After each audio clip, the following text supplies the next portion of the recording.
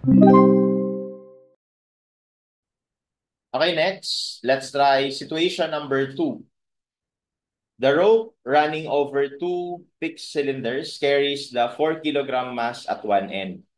The coefficient of static friction between the rope and the cylinders is 0.15. Determine the minimum force that must be applied to the other end to pull the mass. So, yung force na to, para mahila to. Determine the minimum force that must be applied to the other end to maintain equilibrium. And if P is 50 newtons, calculate the tension in the segment of the rope in between the two cylinders. Yung tension dito. Alright, so to answer the following questions, we have to recall the basics of uh, tension in um, pulleys or cylinders, no? I mean, friction pala. Friction in the belt, no? We call this the belt friction. Okay, so sa belt friction, ang idea lang yan, napakasimple lang yan.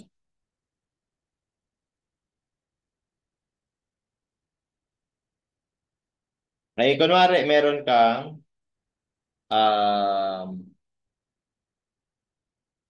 cable attached dito. Yan. Okay, tapos meron ditong tension. Siyempre, may tension din dito. Kapag frictionless ito, yung tension sa magkabilaan ay equal, no? Pero kung hindi, meron kasi madidevelop dito na friction sa surface na ito. Okay, kapag ganyan yung friction, ibig sabihin, pag ganito yung impending motion mo. Okay? So, pag ganyan yung impending motion mo, ang mangyayari, etong T na to, we will call this T2 and we will call this T1. So palagi daw na yung tension T2 or kung saan yung tension papunta dun sa direction ng motion, laging mas malaki kesa sa T1. Bakit? Kasi yung T1, bawas na ng mga friction na to. Okay? At ang relationship nila palagi ay T2 is equal to T1 e raised to coefficient of friction times beta. Where beta is the angle of contact. So yan yung angle of contact, ito yung beta. Okay? So ito lang yung formula dyan. Okay? So, i-apply natin yan dito sa example na to. So, meron daw ditong mass. So, may force na kailangan i-pull. So, sa number 1, determine the minimum force speed that must be applied to the other end to pull the mass. So, ang goal mo dito sa number 1, no? Sa number 1, ito number 1. Ang goal mo ay i-pull ito pataas. Di ba? So, ito gagalaw papunta doon, ito gagalaw papunta doon, ito gagalaw papunta doon, so ito papunta doon. Okay? So, yung ano na yan, pinapakita ko, that is your impending motion. And it's important for us to understand kung saan yung direction ng impending motion so that we can identify sino yung T2, sino yung T1. Again, yung T2 is yung tension papunta doon sa impending motion natin. Okay? So, in this case, ganito. Kung i-analyze muna natin itong part na to, so, kunwari yung part na yan.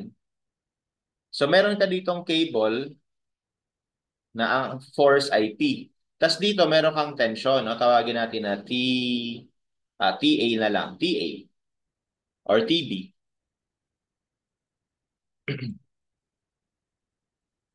Ayan. Okay? Tapos ito yung surface of contact nila. So, sa case na to, dahil ang impending motion natin ay papunta doon, lalabas ngayon na T2 natin ito, tapos ito yung T1. So, ibig sabihin, using the formula, the relationship will be P is equal to T sub B E raised to mu. Given nga naman yung mu, no? 0.15. So, 0.15 times beta. Okay, so beta sub B. So, ano yung beta sub B? Bali, ito. Kung ano man yung, ano na yan, contact na yan. Yan yung beta sub B. Okay, so yun yung relationship nila. And then, pag lumipat naman tayo sa part na to, dito, okay, so ito naman yung drawing yan. So, di ba nakakonekta siya doon? Yan, nakakonekta siya dyan. At ito pa rin yung tension sa B. No? Parehas lang yung tension nito dito. And then ito nakapalupot, tapos ito ay vertically down. Tapos alam natin na ito 4 kilogram. Gawin na nating Newton, 9.81. Okay? So, ang impending motion natin dyan ay pag ganito. Okay? So, ibig sabihin, pagdating sa part na to, sa second na free body diagram, so ito yung sa A, no? Ito yung sa B. So, sa A, kita natin na yung magiging T2 dun sa formula is itong TB kasi siya yung papunta dun sa direction ng motion. So, kapag sinulat ulit natin, T sub B is equal to 4 times 9.81 e raised to mu, which is 0.15, times beta sub A. Yung beta sub A naman is once again ito, yung surface, yung angle of contact, beta sub A. And obviously, yung beta sub A at B magkaiba, kaya kailangan mo nating masolve yun. And kapag na-solve na natin yung beta, yan, nakuha mo na to. O di masasolve mo na yung TB. Tapos kapag meron ka na ng T sub B, tapos kunwari, nakasolve mo rin yung beta sub B, makukuha mo na yung T. So, ganun lang yung magiging process natin. Pero ang tanong ngayon, ano yung beta sub B? Okay, balik tayo dito. So, yung beta na pinag-uusapan ay mula dito hanggang dito. Tapos sa kabila, ito yung man yung contact, no? Ayan yung contact. Ayan. Okay? So, ang gusto ko ipasok dito na concept ay perpendicular to. Di ba?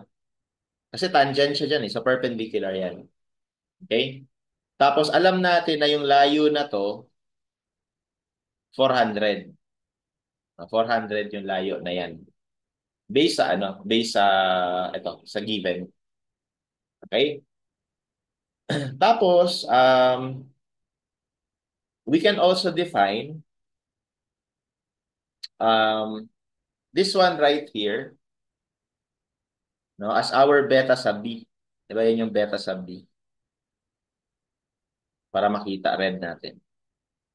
Beta sub B. Okay? So, now, I want you to focus your attention dito sa triangle na to. Di ba yung triangle na yan ay right triangle? Okay? Tapos, ito 90 degrees din. So, lumalabas kung ito ay beta sub B, itong maliit na to will be um, 90 minus beta sub B. Kasi 90 to eh. Tapos meron ka ditong beta sub B. So, ito 90 minus beta sub B. But, this triangle right here is also 90 degrees. No? It's also 90 degrees. I mean, right triangle. So, lagyan natin highlight.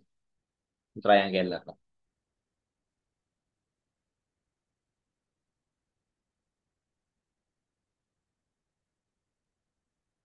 Okay, so lumalabas, itong angle na to would be 90 minus beta sub B. So kung ganon, tama bang isipin na ito, beta sub B? Okay, kasi ano yan eh, complement yan dalawang side, angles ng right triangle eh. Okay? And dahil ito ay beta sub B rin to. Okay? So kung beta sub B parehas yun, edi lumalabas na itong triangle na to sa kabila, no, itong triangle sa kabila,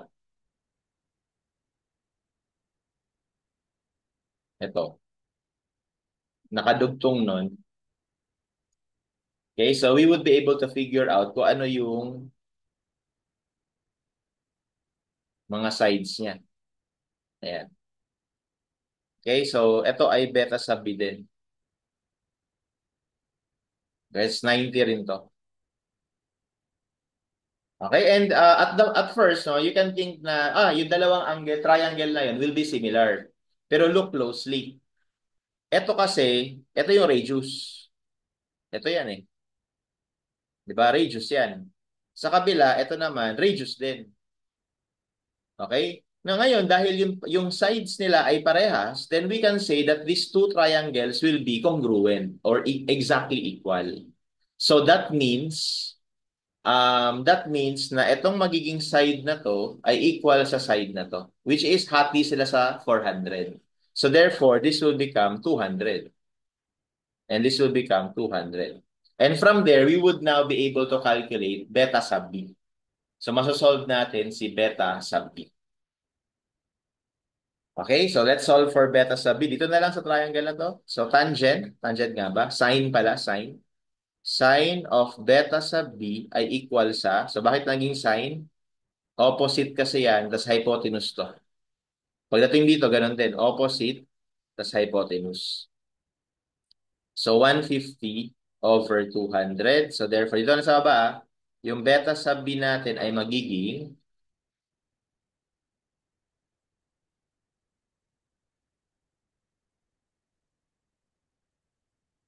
okay, 48.59 degrees. Okay? So, meron na tayo ng beta sub B. So, ano na lang yung kulang? Yung beta sub A naman. So, sa beta sub A, actually, kapag nag-drawing ka ng vertical line dito, di ba alam natin na ito ay beta sub B? No, yun nandito. So, ibig sabihin, ito, 90 minus beta sub B. So, pag nag-drawing ka ng vertical line dito, ito ay 90 degrees with respect sa vertical line. So, kung ito ay 90 minus beta 1, so therefore, yung kabila dito will be beta sub B. Okay? So, lagyan natin ng marking. So, this will become beta sub B. At kung beta sub B yan, lumalabas na yung beta sub A ay equal lang sa beta sub B plus 90 degrees. Bakit plus 90? Kasi 90 itong kabila. So, yun yung total na magiging beta sub A. Alright? And therefore, beta sub A is equal to, lagay ko na to sa A ha, store natin sa A plus 90. So, that gives us 138.59 degrees. Store natin sa B. Ayan. Okay? So, we are now ready to compute the tension kasi meron na tayo ng mga angles.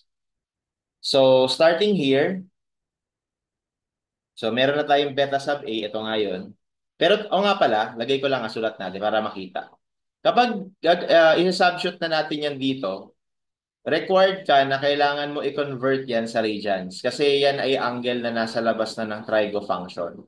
So kapag yung angle mo nasa labas na ng trigo function, automatic yun. Kailangan mong i-convert sa radians kahit hindi sabihin. So therefore, this will be pi over 180. So meron ditong pi over 180.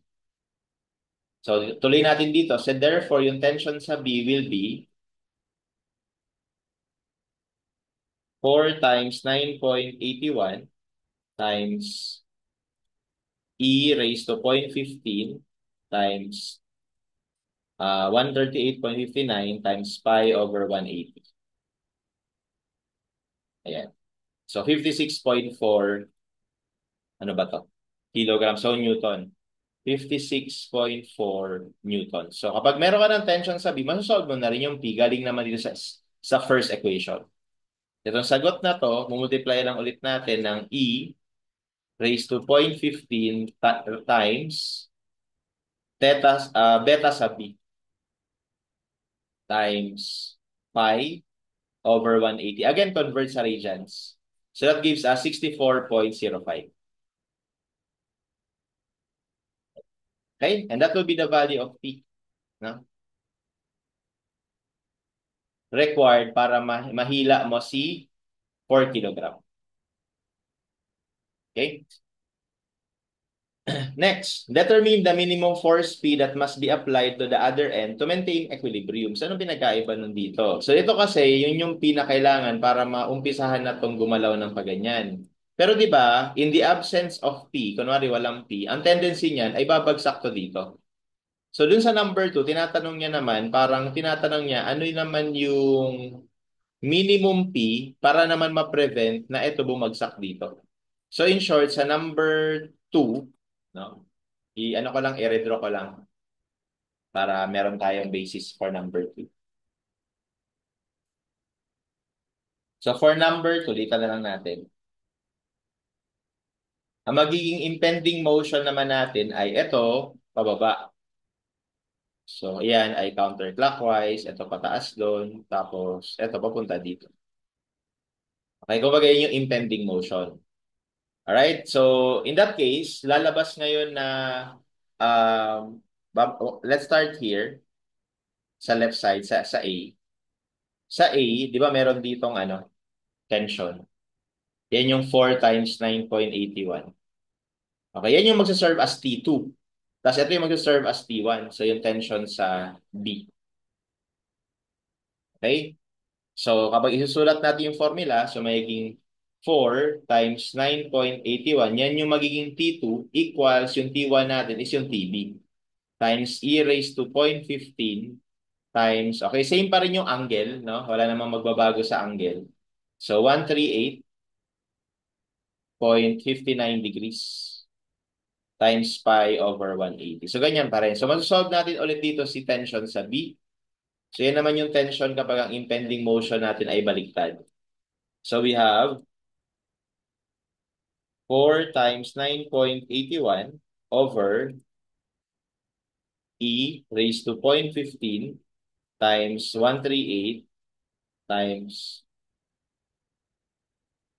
pi over 180. So that gives us 27.3. Ayan. Okay? And then, ano naman daw yung tension dito sa P? So, lipat naman tayo sa kabila. So, sa kabila, ang free body diagram, ganito naman. Yan pa rin yung tension sa B, tapos ito naman yung force sa P. And dito, again, ang impending motion natin, papunta doon, no? Papunta doon yung impending motion. So, ibig sabihin, yung magiging T2 natin is itong TB. Okay? So, therefore, we have 27.3 is equal to P e raised to 0.15. Yung beta natin hindi magbabago, yun pa rin 48.59 degrees times pi over 180. So from here, we would be able to calculate the value of P.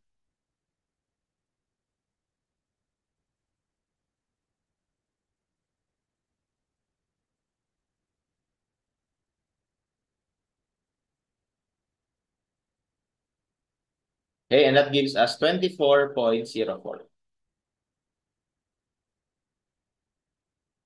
At yan naman yung minimum P na kailangan mong i-apply doon para hindi ito malaglag, no? Hindi siya bumagsak pababa.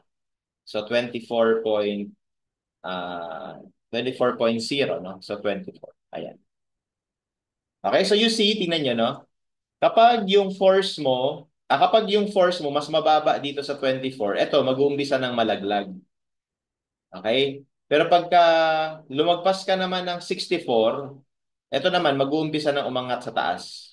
So ibig sabihin, equilibrium tayo within 24 up to 64 na value ng P. So kahit anong P na i-apply mo dyan na nasa gitna, sigurado na equilibrium tayo. Okay? Now, last question, number 3. If P is 50 newtons, calculate the tension in the segment of the rope in between the two cylinders. So, dito kapag ang in-apply daw na P ay 50, ano daw yung tension dito sa gitna? So, ito medyo tricky ng kaunti. Dahil kailangan ulit natin ma-identify, no, kung ano yung magiging impending motion.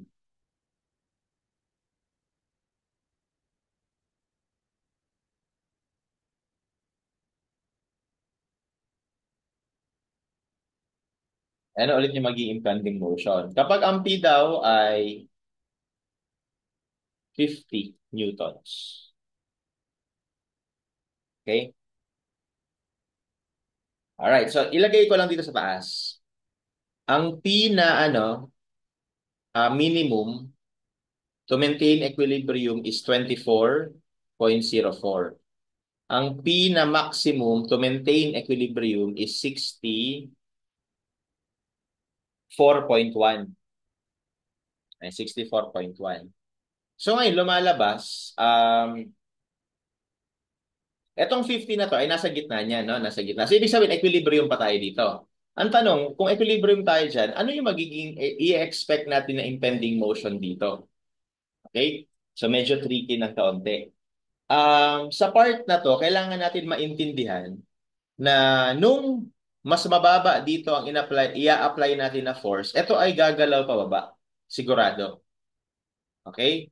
Tapos, nung lumagpas na tayo dyan, no? Nasa gitna na, kumbaga, lumagpas na tayo dyan.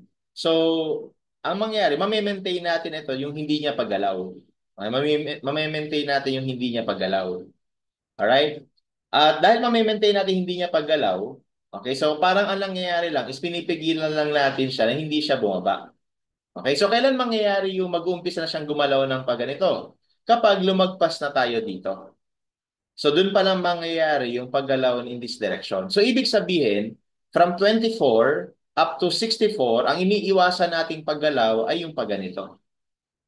So in short, for this particular value, ang impending motion na kailangan pa rin nating pigilan ay yung pagganitong impending motion. Okay? So ibig sabihin, ang magiging T2 natin kapag dito tayo sa A nag-analyze, ito pa rin. Okay? Tapos yung magiging T1 natin, ay yung magiging T natin dito ay ito. Pagka dito ka naman nag-analyze, yung T2 natin is ito. Tapos ito naman yung magiging ano mo, T1. Okay? So, with that said, kunwari, yung sa B na lang yung gawin natin. Sa B, ito yung sa B. Okay? So, ito ngayon yung tension sa B. Okay? Tapos, andito yung P na equal sa 50. Okay? So, with that, we can say that the tension here, no, can now be calculated. Okay? So, to calculate, magiging, ito yung pending motion. So, magiging TB is equal to 50 e raised to 0.15 times, ang 0.15 natin I mean, ang angle natin after 0.15 ay ito, 48.59 times pi over 180. So therefore, yung tension sa B, which is yung tinatanong,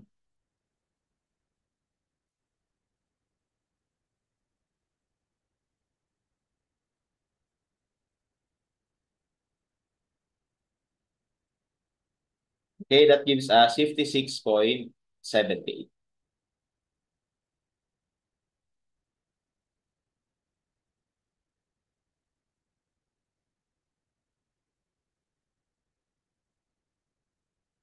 Okay, and that is our answer for number 3.